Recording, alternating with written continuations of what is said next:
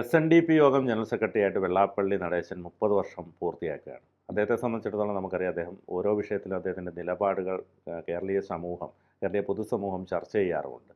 ഇപ്പോൾ ഈ ഏറ്റവും അടുത്ത് വന്ന മലപ്പുറം വിഷയത്തിലടക്കം എന്താണ് സാറിന് അതിനെക്കുറിച്ച് പറയാനുള്ളത്? അല്ല, തീർച്ചയായിട്ടും വെള്ളാപ്പള്ളി നടേശൻ മിക്കവാറും എല്ലാ കാര്യങ്ങളും സമ്മതിക്കും. അദ്ദേഹത്തിന് തനതായിട്ടുള്ള അഭിപ്രായമുണ്ട്.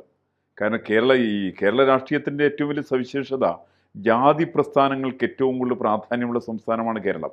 നമുക്ക് ചിലപ്പോൾ തോന്നുന്നു നോർത്ത് ഇന്ത്യൻ സ്റ്റേറ്റ്സിലാണ് ജാതി കൊള്ളുന്നത്. അങ്ങനെയൊന്നുമല്ല. കേരളത്തിൽ സർവത്ര ജാതിയാണ്. കേരളത്തിൽ ജാതിയും മതവും കൂടെ കെട്ടുപിണഞ്ഞു കിടന്ന് കേരളത്തിൻ്റെ സാമൂഹ്യ രാഷ്ട്രീയ രംഗത്തെ വലിയ സ്വാധീനം ചെലുത്തിക്കൊണ്ടിരിക്കുകയാണ്.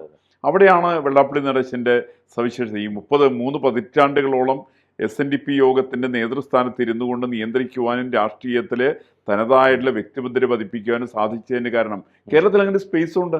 ഇപ്പോൾ ഉദാഹരണം നമ്മൾ പറഞ്ഞു, ഇപ്പം അദ്ദേഹം മലപ്പുറത്ത് പറഞ്ഞതിൽ എന്താ തെറ്റുള്ളത്? എനിക്ക് മനസ്സിലായിട്ടില്ല. അവിടെ നിങ്ങൾ ഏതെങ്കിലും സമയത്ത് ഇപ്പം ഇവിടെ നൊയമ്പിൻ്റെ കാലം ഉണ്ടായിരുന്നു. നൊയമ്പ് കാലത്ത് ഏത് ഹോട്ടൽ അവിടെ തുറന്നിരുന്നത്? ഏതെങ്കിലും തിയേറ്ററുകളോട് തുറന്ന് പ്രവർത്തിച്ചിരുന്നോ? ഒന്നും ഉണ്ടായില്ലല്ലോ. എങ്ങനെ ഏതെങ്കിലും പ്രവർത്തിക്കാൻ ലീഗുകാർ സമ്മതിക്കുമോ? നമ്മൾ പലപ്പോഴും തോന്നുന്നു ലീഗ് എന്നൊക്കെ പറഞ്ഞ് വളരെ മാന്യന്മാരാണെന്ന് പലരും പറയാം. എൻ്റെ വ്യക്തിപരമായ അഭിപ്രായം, ഇന്ത്യൻ രാഷ്ട്രീയത്തിൽ നിരോധിക്കേണ്ട പ്രസ്ഥാനമാണ് ലീഗ്.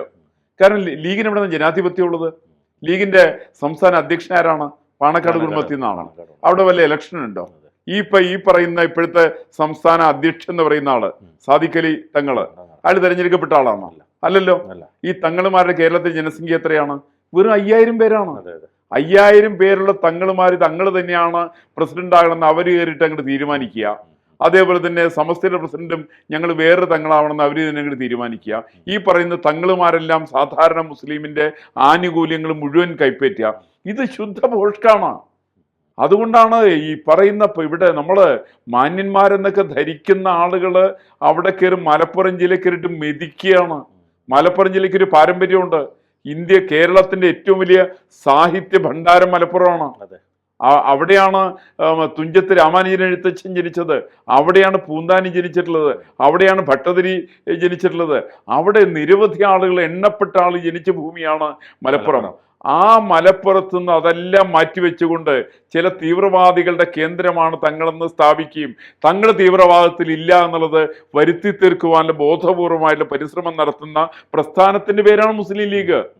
അതുകൊണ്ട് കേരളത്തിൽ അന്വേഷണം നടത്തിയാൽ തീവ്രവാദ പ്രസ്ഥാനം SDPI തന്നെ വലിയ പങ്കുവഹിക്കുന്ന പ്രസ്ഥാനമാണ് ലീഗ്. കാരണം ലീഗിന് തീവ്രവാദമില്ലെങ്കിൽ പിന്നീട് ആർക്കാ ഉള്ളത്? ലീഗ് ജാതിയിൽ മാത്രം നിലനിൽക്കുന്ന ഒരു പ്രസ്ഥാനമാണ്. നമ്മളൊന്ന് ആലോചിച്ച് നോക്കുന്നുണ്ട്, കേരളത്തിൽ സംവരണം ആർക്കൊക്കെ കിട്ടുക? ഈഴവ സമുദായത്തിന് കുറച്ച് സംവരണം കിട്ടുന്നു, പട്ടികജാതിക്കാർക്ക് കുറച്ച് സംവരണം കിട്ടുന്നു, ചില പിന്നോക്ക സമുദായക്കാർക്ക് സംവരണം കിട്ടുന്നു, ഭൂരിപക്ഷം എന്ന് പറയുന്ന വിഭാഗത്തിൽപ്പെട്ട ഒരു മുന്നോക്കം എന്ന് പറയുന്നവർക്ക് സംവരണം കിട്ടുന്നില്ല, ക്രിസ്ത്യാനികളിൽ എത്തിയും ചില ആളുകൾ കുഴിച്ച് ബാക്കിയാർക്കും സംവരണം കിട്ടുന്നില്ല. മറിച്ച് മുസ്ലിമിൽ എങ്ങനെയാ അവസ്ഥ? എല്ലാ മുസ്ലിം ജനവിഭാഗത്തിലും സംവരണം കൊടുക്കാൻ തീരുമാനിച്ചത് 2005 സച്ചാർ കമ്മീഷന്റെ ഭാഗമായിട്ടാണ്. അത് കൊണ്ടുവന്നത് ഉമ്മൻചാണ്ടിയാണ്. അതിന് തീരുമാനം എടുക്കാൻ പ്രേരണ നൽകിയത് PK കുഞ്ഞാലിക്കുട്ടിയാണ്. PK കുഞ്ഞാലിക്കുട്ടിയോട് പറഞ്ഞത് പ്രൊഫസർ കോയ എന്ന് പറയുന്ന അന്നത്തെ NDF ചെയർമാനാണ്. അത് പ്രകാരമാണ് പറഞ്ഞ് മുസ്ലിങ്ങൾ ജാതിയില്ല, എല്ലാവരും മാപ്പിളമാരാണ്, എല്ലാ മാപ്പിളയ്ക്കും സംവരണം വേണം എന്ന് പറഞ്ഞപ്പോൾ കേരളത്തിൽ സർക്കാർ കൊടുക്കുകയും ഇടതുപക്ഷ സർക്കാർ 2006 അധികാരത്തിൽ എത്തിയ സമയത്ത് പാലളി എന്ന് പറയുന്ന ആള്, ഈ പാലളി എങ്ങനെ മാന്യനാവും? എനിക്കറിഞ്ഞൂടാ പാലളി എങ്ങനെ മാന്യാന്ന്. പാലളി എന്ന് പറയുന്ന പച്ചവെള്ളം മാത്രം ജവച്ചരച്ച് കുടിക്കുന്ന ആള് സ്വന്തം അവിടെ ഒരു കമ്മിറ്റിയൊക്കെ ഉണ്ടാക്കിയിട്ട് അതിന് ചെയർമാൻ ആയിരുന്നുകൊണ്ട് ഞങ്ങൾ മുസ്ലിങ്ങളെല്ലാം വളരെ പാവപ്പെട്ടവരാണ് എന്ന് പറഞ്ഞ് വിളിച്ചു കൂവിയിട്ട് ആനുകൂല്യങ്ങൾ പറ്റുന്ന ആളാണ് പാലളി മുഹമ്മദ് കുട്ടി. അപ്പൊ അങ്ങനെയാണ് ആനുകൂല്യങ്ങൾ പറ്റിയെടുത്തിട്ടുള്ളത്. മാത്രമല്ല അധികാരം ഇല്ലാതെ അവർക്ക് ഒരു സമയത്ത് നിൽക്കാൻ പറ്റത്തില്ല. ഇപ്പൊ അസ്വസ്ഥമാണ്, ഭയങ്കര അസ്വസ്ഥമാണ്. അവർ വളരെ അസ്വസ്ഥരാണ്. ഇസ്ലാമിക തീവ്രവാദികളും മുസ്ലിങ്ങളും രണ്ടും രണ്ടാണ്. ഇവര് മുസ്ലിമിന്റെ പക്ഷത്തല്ല. മുസ്ലിം ലീഗ് എന്ന് പറയുന്ന പ്രസ്ഥാനം മുസ്ലിമിനെതിരാണ്, മുസ്ലിമിന് പിന്നാക്കക്കാരനെതിരാണ്, അവിടെയുള്ള പിസ്ലാൻ വിഭാഗത്തിനെതിരാണ്, ഒസാൻ വിഭാഗത്തിനെതിരാണ്, മറ്റുള്ള എല്ലാ പിന്നാക്കക്കാരായിരിക്കുന്ന മുസ്ലിങ്ങൾക്കെതിരാണ്. ഇവരിപ്പോ ഈ നേരത്തെ പറഞ്ഞ വഖഫിന്റെ ബില്ല് കൊണ്ടുവന്നല്ലോ. എന്താ വഖഫിന്റെ ബില്ല്? ഇവരുടെ പ്രശ്നം എന്താ ഉള്ളത്? ഇവര് വഖഫ് ബോർഡ് ആർക്കൊക്കെ വേണ്ടിയിട്ട് ഉണ്ടാക്കുന്നത്?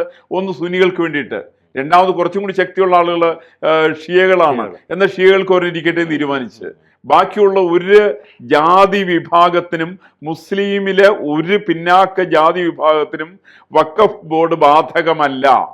അവരൊക്കെ അതിന്റെ ദുരിതം അനുഭവിക്കുന്നവരാണ്. അപ്പൊ ഇതാണ് വെള്ളാപ്പള്ളി നടേശൻ പറഞ്ഞത്. അവിടെ മുസ്ലിം ലീഗ് തീരുമാനിക്കുന്ന, മുസ്ലിം ലീഗ് എന്ന് പറയുന്ന വരേണ്യവർഗത്തിന്റെ പ്രസ്ഥാനത്തിന്റെ നേതാവ് തീരുമാനിക്കുന്ന കാര്യങ്ങൾ മാത്രം നടപ്പിൽ വരുത്തുന്ന ഒരു ജില്ലയാണ് മലപ്പുറം. അതിനെന്താ തെറ്റുള്ളത്? അപ്പോ അങ്ങനെ അത്തരം വസ്തുതകൾ സമൂഹത്തിന് മുമ്പിൽ അവതരിപ്പിക്കുന്നു എന്നുള്ളതാണ് ഞാൻ മനസ്സിലാക്കുന്ന വെള്ളാപ്പള്ളി നടേശന്റെ ഏറ്റവും വലിയ സവിശേഷത. അതാണ്. അങ്ങനെ തന്റെ ഇടത്തോടുകൂടി പറയുന്നതിന്റെ പേരിലാണ് അദ്ദേഹത്തിന് 3 പതിറ്റാണ്ട് കാലത്തോളം SNDP യോഗത്തിന്റെ നേതൃസ്ഥാനത്ത് അദ്ദേഹം ഇരുന്ന കസേരയുടെ വലിപ്പം ഒന്ന് ആലോചിച്ചു നോക്ക്. ആരൊക്കെ അതിനകത്ത് ഇരുന്നത്? ആർ ശങ്കർ ഉണ്ടായിരുന്നു, മഹാകവി കുമാരനാശാൻ അതിന്റെ ജനറൽ സെക്രട്ടറി ആയിരുന്നു, TK മാധവൻ അതിന്റെ ജനറൽ സെക്രട്ടറി ആയിരുന്നു. അങ്ങനെ മഹാരഥന്മാരായിരിക്കുന്ന ആളുകള് ഇരുന്ന കസേരയില് വളരെ സർവ്വസാധാരണക്കാരനായിരിക്കുന്ന, വേണ്ടത്ര വിദ്യാഭ്യാസമില്ലാത്ത ഒരു വലിയ കച്ചവടക്കാരൻ. ആദ്യം എനിക്ക് ആദ്യം എന്ത് പലരക്കേട് എങ്ങാണ്ട് ഇട്ടേ, ആദ്യം ആ സാധനം പൊളിഞ്ഞുപോയി. ആ പൊളിഞ്ഞു പോയിട്ടാണ് കരാർ. അത് മാത്രമല്ല, ഈ ആർ ശങ്കറിന് ശേഷം പിന്നീട് വന്ന ജനറൽ സെക്രട്ടറിമാരൊന്നും തന്നെ ഈഴവ സമുദായത്തിന് വേണ്ടി വലുതായിട്ടൊന്നും ചെയ്തിട്ടുമില്ല, വലിയ പേരെടുത്തിട്ടുമില്ല. അതിന് ശേഷമാണ് വെള്ളാപ്പള്ളി നടേശൻ ഈ രംഗത്തേക്ക് വരുന്നത്. അതിന് കാരണം വെച്ചിട്ടുണ്ടെങ്കിൽ ഇപ്പൊ വെള്ളാപ്പള്ളി നടേശന് തൊട്ടു മുമ്പുണ്ടായിരുന്നവരിൽ പലരും, പല ആളുകളും നല്ല വിദ്യാഭ്യാസമുള്ളവരൊക്കെയാണ്. എനിക്കൊണ്ട് പ്രൊഫസർ വേലായുധൻ സാറൊക്കെ അതിനകത്തുണ്ടായിരുന്ന ഞാൻ മനസ്സിലായിരുന്നു, ചരിത്രകാരനായിട്ടുള്ള ആള്. അവരൊക്കെ ഉണ്ട്, പക്ഷെ അവർക്ക് നല്ല വിദ്യാഭ്യാസമുണ്ട്. പക്ഷെ ഈഴവ സമുദായത്തിന്റെ അടിസ്ഥാനപരമായിരിക്കുന്ന പ്രശ്നങ്ങളെ സംബന്ധിച്ച് അവർക്ക് നിശ്ചയമില്ല. അവർക്ക് സാധാരണ കഷ്ടപ്പെടുന്ന ഈഴവനെ സംബന്ധിച്ച് അവർക്ക് ധാരണയില്ല. ഈ ധാരണ ഉണ്ടായിരുന്ന ഒരാള് എന്ന നിലയ്ക്കാണ് വെള്ളാപ്പള്ളി നടേശന്റെ പ്രത്യേകത. ശരിക്കതാണ്. അത് അദ്ദേഹം ആ വിഷയങ്ങൾ പഠിച്ചു. ഫ്ലെക്സിബിളും ആണ്. ഇപ്പൊ ആർ ശങ്കർ എന്ന് പറയുന്ന വ്യക്തി ഒരേ സമയം ജനറൽ സെക്രട്ടറി, അതേസമയം കോൺഗ്രസിൽ പ്രവർത്തിക്കുകയും ചെയ്തിരുന്നു. വെള്ളാപ്പള്ളി നടേശനെ സംബന്ധിച്ചിടത്തോളം എപ്പോഴും ഈ ഭരിക്കുന്ന മുന്നണിയോടൊപ്പം ഒരു ഫ്ലെക്സിബിൾ ആയിട്ട് നിൽക്കാനും, അതോടൊപ്പം തന്നെ മകൻ ഇപ്പോൾ NDAയിലാണല്ലോ, JS-ഉമായി ബന്ധപ്പെട്ട് അതും ബാലൻസ് ചെയ്ത് കൊണ്ടുപോകാനുള്ള ഒരു പ്രത്യേക. അതിനൊരു കാരണം ഇനി വേറെ പ്രത്യേകിച്ചുള്ളത്, ഈ ഇപ്പൊ ആർ ശങ്കറിന്റെ കാര്യം പറഞ്ഞാൽ, ആർ ശങ്കർ ഒരേ സമയം കോൺഗ്രസുമായിരുന്നു, SNDP യോഗത്തിന്റെ ജനറൽ സെക്രട്ടറി ആയിരുന്നു. വളരെ മാന്യനായിട്ടുള്ള വ്യക്തിയാണ്, നല്ല കഴിവുണ്ടായിരുന്ന ആളാണ്. അതായത് കോൺഗ്രസിന്റെ വക്രബുദ്ധി എന്ന് പറഞ്ഞാൽ എല്ലാ സമുദായ സംഘടനകളും കോൺഗ്രസ് സ്വന്തം ചിറകിന്റെ അടിയിലേക്ക് കൊണ്ടുവരികയാണുണ്ടായത്. കേരളത്തിൽ ഒന്ന് സമുദായ സംഘടനകൾ എടുത്തു നോക്ക്, വെള്ളാപ്പള്ളി നടേശൻ ഒഴിച്ച് മിക്കവാറും എല്ലാ ജാതി സംഘടനകളുടെ നേതൃത്വം അത് കോൺഗ്രസിന്റെ കയ്യിലാണ്. അത് ധീവരസഭയായാലും കുടുംബസേവാ സംഘമായാലും വെള്ളാള മഹാസഭയാണെങ്കിലും നായർ സമുദായമാണെങ്കിലും എല്ലാത്തിനും നേതാക്കന്മാരാണ് കോൺഗ്രസ്സുകാരാണ്. കോൺഗ്രസ്സുകാരന് സാധനം ചിറകിന്റെ അടിയിൽ ഈ സംഘടനകളെ കൊണ്ടുനടക്കുന്നത് ഇതിനെ നശിപ്പിക്കാൻ വേണ്ടിയിട്ടാണ്. ഇതിനെ നശിപ്പിച്ച് ഈ ജാതി പ്രസ്ഥാനങ്ങളുടെ നാറാണക്കല്ല് പറിപ്പിക്കാനുള്ള പരിശ്രമത്തിലാണ് കോൺഗ്രസ് പ്രസ്ഥാനം. അതിൽ നിന്ന്, ആ ചിറകിൽ നിന്ന് രക്ഷപ്പെട്ടു എന്നുള്ളതാണ്. ഒരു സമയത്ത് MK രാഘവന്റെ പോലുള്ളവര് മറ്റേ SNDP യോഗത്തിലുണ്ടായിരുന്നു. അതിൽ നിന്ന് രക്ഷപ്പെട്ടിട്ട് കോൺഗ്രസ് നേതൃത്വത്തിൽ നിന്ന് രക്ഷപ്പെട്ട് കുറച്ചുകൂടി സ്വതന്ത്രമായിട്ടുള്ള ഒരു സംവിധാനത്തിലേക്ക് SNDP യോഗത്തെ എത്തിച്ചതിൽ വെള്ളാപ്പള്ളി നടേശന് വലിയ പങ്കുണ്ട്. അതാണ് അദ്ദേഹത്തിന്റെ പങ്കിച്ചിരിക്കുന്നതാണ്. അതുകൊണ്ട് തന്നെയാണ് അദ്ദേഹത്തിന് 3 പതിറ്റാണ്ടോളം കോൺഗ്രസിന്റെ SNDP യോഗത്തിന്റെ ജനറൽ സെക്രട്ടറി ആയിട്ട് അദ്ദേഹത്തിന് തുടരാൻ സാധിച്ചതിന്റെ പ്രധാനപ്പെട്ട കാരണം ഞാൻ മനസ്സിലാക്കുന്ന ഇതാണ്. എന്ന് മാത്രമല്ല, അദ്ദേഹം സാധാരണക്കാരന് വേണ്ടിയിട്ട് മൈക്രോ ഫിനാൻസ് തുടങ്ങിയിട്ട് നിരവധി പരിഷ്കാരങ്ങൾ കൊണ്ടുവന്നു. നിങ്ങൾക്ക് ആക്ഷേപങ്ങളൊക്കെ ഉന്നയിക്കാം, എന്ത് ആക്ഷേപങ്ങളൊക്കെ ഉന്നയിച്ചാലും പിന്നാക്ക കഷ്ടപ്പെടുന്ന സാധാരണക്കാരായിരിക്കുന്ന ഈഴവ കുടുംബത്തിലെ സ്ത്രീകൾക്ക് ഒരു നേരത്തെ ആഹാരത്തിന് സ്വന്തം ശക്തി കൊണ്ടുണ്ടാക്കാൻ സാധിക്കുന്ന രീതിയിലുള്ള സാമ്പത്തിക വരുമാനം അവർക്ക് ഉണ്ടാക്കി കൊടുക്കാൻ വെള്ളാപ്പള്ളിക്ക് സാധിച്ചു. പിന്നെ ഇന്ന് മാത്രമല്ല, ഈഴവ സമുദായത്തിന് ഒരു അഭിമാനമുണ്ട്. ഇപ്പോ ഒരു അന്തസ്സോടെ പറയുന്നുണ്ട്. TK മാധവന് ശേഷം ഞാൻ മനസ്സിലാക്കുന്നത്, TK മാധവന് ശേഷം ഇത്രത്തോളം തൻ്റെ ഇടത്തോടുകൂടി കൊണ്ട് ഞാൻ ഹിന്ദുവാണെന്ന് പറയുന്ന വേറെ ആരാ ഉള്ളേ? അദ്ദേഹം പറഞ്ഞ വാക്കാണ് ശരിക്ക്. നമ്പൂതിരി മുതൽ നായാടി വരെയുള്ള ആളുകളുടെ ഐക്യത്തെക്കുറിച്ച് അദ്ദേഹം സംസാരിച്ച ആളാണ്. സമാനമായിട്ട് സംസാരിച്ച TK മാധവനാണ് വൈക്കം സത്യാഗ്രഹത്തിന്റെ തുടങ്ങുന്ന സമയത്ത് എടുത്ത പ്രതിജ്ഞയില് ആദ്യത്തെ വാക്ക് ഞാൻ ഒരു ഹിന്ദുവാണ് എന്ന് പറഞ്ഞിട്ടാ തുടങ്ങുന്നത്. അത് TK മാധവന് സാധിക്കുന്നതാണ്, അല്ലെങ്കിൽ മഹാകവി കുമാരനാശാന് സാധിക്കുന്നതാണ്. കുമാരനാശാന് സാധിച്ചതിന്റെ പേരിലാണ് 1921 അവിടെ മാപ്പിള ലഹളയ്ക്കെതിരായിക്കൊണ്ട് അദ്ദേഹത്തിന്റെ ഏറ്റവും വിഖ്യാതമായിരിക്കുന്ന അദ്ദേഹത്തിന്റെ ഗ്രന്ഥരചന നടത്തുന്ന ആ സമയത്താണ്. അതിലാണ് ഈ മൂർഖന്മാർക്ക് അമ്മ വെങ്ങോമാരിൽ എന്ന് ഇസ്ലാമിക തീവ്രവാദികളെ ഉദ്ദേശിച്ചുകൊണ്ട് കുമാരനാശൻ ചോദിക്കുന്നത്, ആ പുസ്തകത്തിനകത്താണ് അദ്ദേഹം ചോദിക്കുന്നത്. ഇതൊക്കെ ചോദിക്കാൻ സാധിക്കുന്ന ഒരു പാരമ്പര്യമുള്ള, അന്നൊരു വേറെ വ്യത്യാസമുണ്ട് കേട്ടോ. കുമാരനാശാനെ മാപ്പിള ലഹള നടക്കുന്ന സ്ഥലത്തേക്ക് പറഞ്ഞു വിടുന്നത് ലോകം കണ്ട ഏറ്റവും വിശ്വഗുരുവായിരിക്കുന്ന ശ്രീനാരായണ ഗുരുദേവനാണ്. ഗുരുദേവൻ പറഞ്ഞയക്കുന്നതാണ് അദ്ദേഹത്തെ അങ്ങോട്ടേക്ക്. അതിന്റെ പേരിലാണ് അദ്ദേഹം ഇസ്ലാമിക തീവ്രവാദത്തെക്കുറിച്ച് 921 മാപ്പിള ലഹളയെക്കുറിച്ച് അദ്ദേഹം ഗംഭീരമായിട്ട് പുസ്തകം 1921-22 സമയത്താണ് പുസ്തകം എഴുതുന്നത്.